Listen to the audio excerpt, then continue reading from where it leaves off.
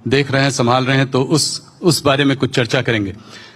अमित जी, ये आपका तीसरा चुनाव है जो आप बिहार में आपके उसमें संरक्षण में देखा जा रहा है। तो 2015 में जो है आप दूसरी तरफ थे, ये नीतीश जी और लालू साथ में थे, आपकी हार हुई थी। उसके बाद 2020 में आपकी जीत हुई। इस बार इस चुनाव में आप क्या देख रहे हैं? क्या आंकड़ा दीजिए कि कितनी सीटें आएंगी आप एनडीए के लिए?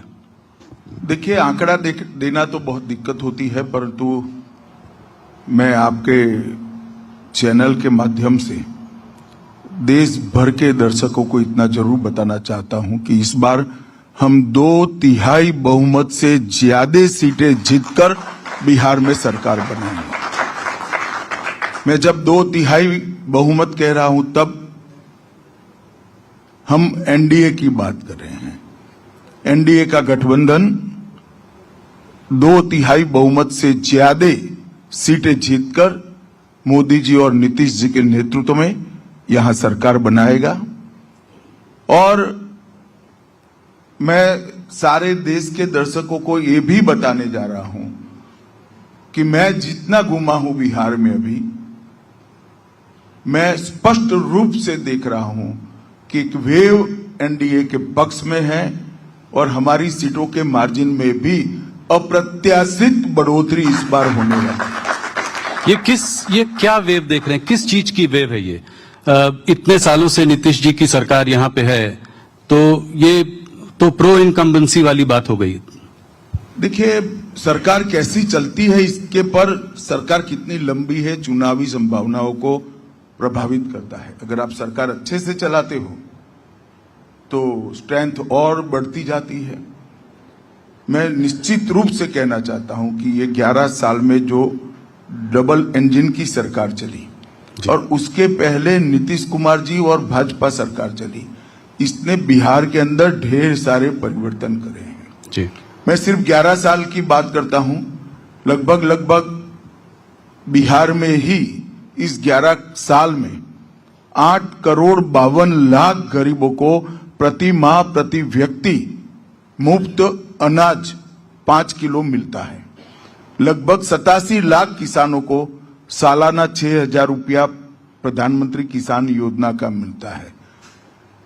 इसके साथ साथ 44 लाख लोगों को घर मिल चुका है। 33 लाख और लोगों को घर आवंटित हुआ है। लगभग 3,53,00,000 आयुष्मान भारत का कार्ड, जिसमें 5 लाख रुपए तक का इलाज, हॉस्पिटलाइजेशन, ऑपरेशन, दवाइयां, सारे टेस्ट फ्री मिला है। और लगभग इसमें हजारों करोड़ रुपया बिहार के गरीब का बचा है। जनधन योजना में 6,60,00,000 बैंक अकाउंट, जो कांग्रेस पार्टी 70 साल से नहीं खोल पाई थी, हर गरीब को बैंक अकाउंट हमने दिया है। 1,60,00,000 लोगों को पीने का पानी दिया है। 1,33,00,000 लोगों के घर में गैस का सिलेंडर पहुंचाया है। और इतने ही लोगों के घर में शौचालय बनाने का काम नरेंद्र मोदी जी के नेतृत्व में बिहार की भूमि पर हुआ है। मैं इस सबका योग बना लूं तो भी आप समझ सकते हैं कि कितना बड़ा वेव सृजित कर सकता है। और इसके साथ साथ बुनियादी समस्या है, आज बिहार का कोई कोना ऐसा नहीं है जो पटना से कम 5 घंटे ट्रैवलिंग का टाइम कट हो गया होगा। कोई कोना ऐसा नहीं है। कहीं पर भी जाइए, 2 घंटा, 3 घंटा, 5 घंटा, 4 घंटा। मैं आज ही पूरा दौरा कर आया हूं। सब लोग यही कहते हैं कि जिस प्रकार के रोड बने हैं, गंगा जी पर जिस प्रकार के नए पुल बने हैं, 10 पुल और बन रहे हैं। बिहार को रोड, रस्तों से, पुलों से जोड़ने का काम ये 11 साल में जबरदस्त अच्छे तरीके से हुआ है।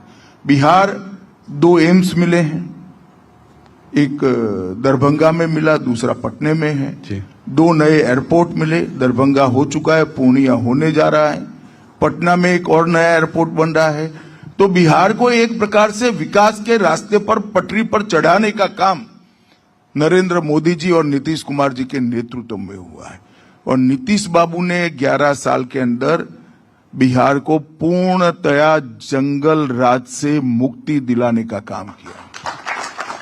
ये वही बिहार है 20 साल पहले जहां जघन्य हत्याकांड होते थे, नरसंहार होते थे, हत्याएं, फिरौती, अपहरण, लूट, इतने सारे किस्से हर रोज अखबारों ने छापना छोड़ दिया था। जी।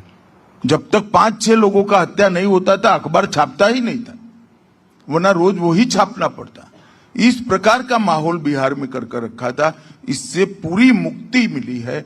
व्यापार फिर से आया है, बरौनी का कारखाना बन चुका है, ढेर सारे इथेनॉल के प्लांट लगे हैं, पेट्रोलियम रिफाइनरी आ रही है, ढेर सारा काम यहां पर हो रहा है। 2/3 बहुमत 160 सीटों से ज्यादा